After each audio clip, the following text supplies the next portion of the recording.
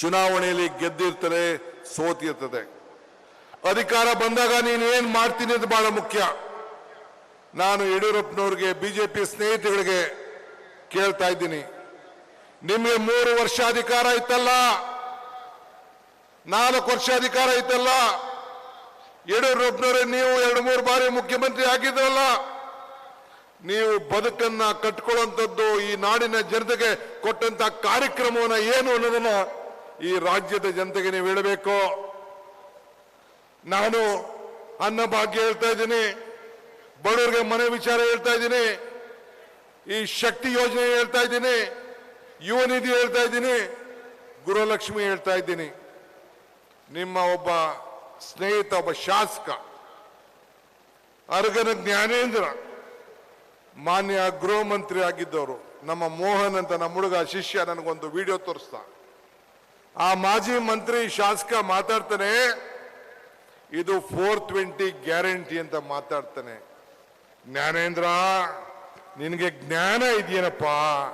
ನಿನಗೆ ಅರ್ಧ ಜ್ಞಾನ ಇದೆ ಕಣಯ್ಯ, ಅರ್ಧ ಜ್ಞಾನ ಇದೆಯಾ ಕಣಯ್ಯ. ನಾನಿಲ್ಲಿ ಬಂದಾಗ ನಮ್ಮ ಅಧಿಕಾರಿ ಒಬ್ಬ ನನ್ನ ಹಳೆಯ ಸ್ನೇಹಿತ, ಅವನು ನನಗೆ ಒಂದು ತೋರಿಸ್ತಾ, ನಮ್ಮ ಮಾಯಣಗೌಡ ಬೋರ್ಡ್ ಹಾಕ್ಸಿದ್ರು, ಎಲ್ಲ DC ಅವರು ಎಲ್ಲ ಸೇರಿ ಅಲ್ಲಮ್ಮ ಪ್ರಭುಗಳು ಒಂದು ವಾಕ್ಯವನ್ನೆಲ್ಲ ಹಾಕಿದ್ರು. ಏನ್ ಹಾಕಿದ್ರು ಗೊತ್ತಾ?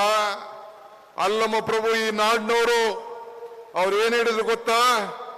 ಕೊಟ್ಟ ಕುದುರೆಯನ್ನು ಹೇರಲು ಹರಿಯವನು, ಮತ್ತೊಂದು ಕುದುರೆಯನ್ನು ಹೇರಲು ಬಯಸವನು ವೀರನು ಅಲ್ಲ ಶೂರನು ಅಂತ. ಅಧಿಕಾರ ಇದ್ದಾಗ ನಿಮ್ ಕೈಲಿ ಬಿಜೆಪಿಯವರು ಏನು ಮಾಡಕ್ಕಾಗದೆ, ಅಧಿಕಾರ ಇಲ್ಲದೆ ಹೋದಾಗ ಈಗ ನಂದು ಮೋದಿ ಗ್ಯಾರಂಟಿ ನಾನು ಹರಿತೀನಿ ಅಂದ್ರೆ ಏನಿರಲಿಕ್ಕೆ ಸಾಧ್ಯ? ಅಧಿಕಾರ ಇದ್ದಾಗ ನಿಮ್ ಕೈಲಿ ಏನು ಮಾಡಕ್ಕಾಗಲಿಲ್ಲ. ಅಧಿಕಾರ ಇದ್ದಾಗ ನಿಮ್ ಕೈಲಿ ಇಂಥ ಯೋಜನೆ ಕೊಡಕ್ಕಾಗಲಿಲ್ಲ. ಅಧಿಕಾರ ಇದ್ದಾಗ ಈ ನನ್ನ ತಾಯಂದಿರಿಗೆ 2,000 ನಿಮ್ ಕೈಲಿ ಕೊಡಕ್ಕಾಗಲಿಲ್ಲ. ಯಡಿಯೂರಪ್ಪನವರು ಒಂದು ಕೊಟ್ಟಿದ್ರು, ಒಂದು ಸೀರೆ, ಒಂದು ಸೈಕಲ್. ಭಾಗ್ಯಲಕ್ಷ್ಮಿ, ಒಂದು ಸೀರೆ, ಒಂದು ಸೈಕಲ್. ಎಲ್ಲೋಯ್ತು ಆ ಸೈಕಲ್? ಯಾಕೆ ನಿಲ್ಸ್ಬಿಟ್ರಿ ಸೀರೆನ? ಇದೇ ನಿಮ್ದೊಂದು ಯೋಜನೆ. ಬಡವರಿಗೆ ಸಾಲ ಮನ್ನಾ ಮಾಡ್ತೀನಿ ಅಂತ ಹೇಳಿದ್ರೆ ಮಾಡಿದ್ರ? ರೈತರಿಗೆ ದುಪ್ಪಟ್ಟು ಆಗಿ ಬದುಕಿನಲ್ಲಿ ಆದಾಯ ಬರೋ ರೀತಿ ಮಾಡ್ತೀನಿ ಅಂತ ಹೇಳಿದ್ರೆ ಮಾಡಿದ್ರ? ಏನಿಲ್ಲ. ಇವತ್ತು ಬರೀ ಖಾಲಿ ಮಾತಾಡ್ತಾ ಇದ್ದೀರಿ, ಖಾಲಿ ಮಾತು.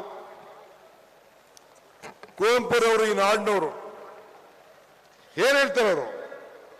ಭರತ ಖಂಡ ಹಿತವೇ ನನ್ನ ಹಿತ, ಭಾರತ ಮಾತೆ ಈ ಹಿತವೇ ನನ್ನ ಹಿತ, ಭಾರತಾಂಬೆ ಮಕ್ಕಳೆಲ್ಲ ಸೋದರರು ಅಂತ.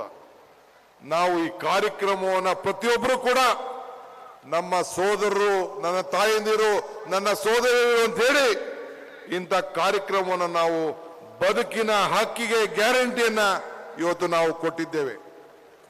ಬದುಕಿನ ಮೂಲಕ ಬದುಕನ್ನ ಶಕ್ತಿ ತುಂಬುವಂತ ಮಾಡೋದಕ್ಕೋಸ್ಕರ ಈ ಗ್ಯಾರಂಟಿಗೆ ನಾವು ಕಾರ್ಯಕ್ರಮವನ್ನು, ಶಕ್ತಿಯನ್ನು ಇವತ್ತು ನಾವು ತುಂಬಿದ್ದೇವೆ.